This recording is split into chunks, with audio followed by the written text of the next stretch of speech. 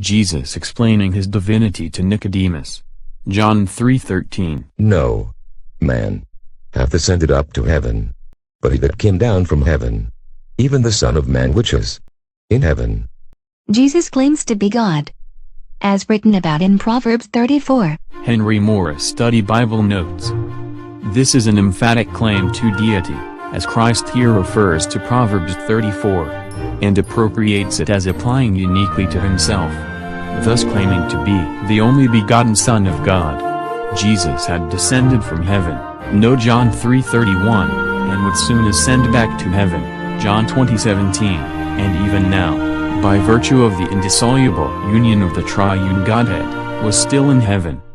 The centurion, and those who were keeping guard over Jesus, when they saw the earthquake and the things that were happening, became very frightened when Jesus resurrected from the dead.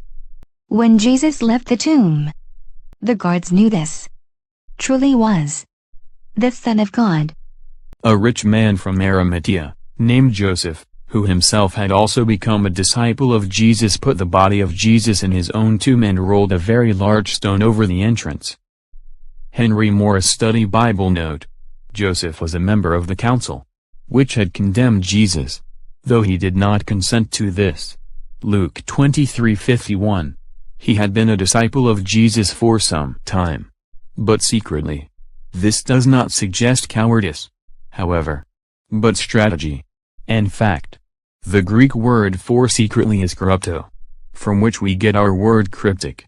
It actually means under cover, or in hiding.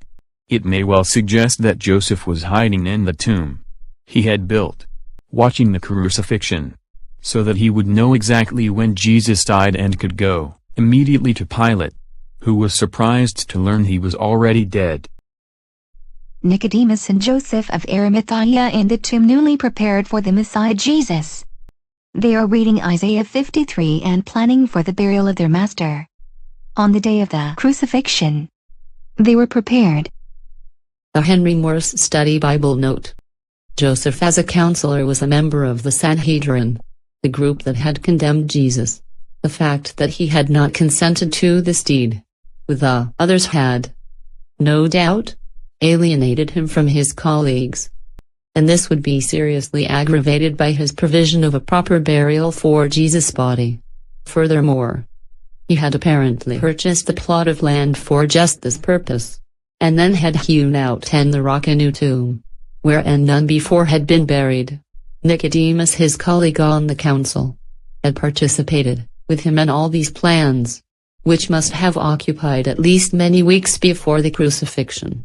Evidently Joseph had prepared the tomb very near to Mount Calvary, in order to have quick access to the body and get it buried according to prophecy. The rulers and the Pharisees have a meeting. They foolishly think that they can keep Jesus locked in his tomb. Make sure the stone is angel-proof. Execute anyone who claims he resurrected. Give the soldiers dope pills and order them to fight Jesus if he tries to get out. The demons also have a meeting and resolve not to go near the resurrection. They fear and tremble and squeak like wounded frogs.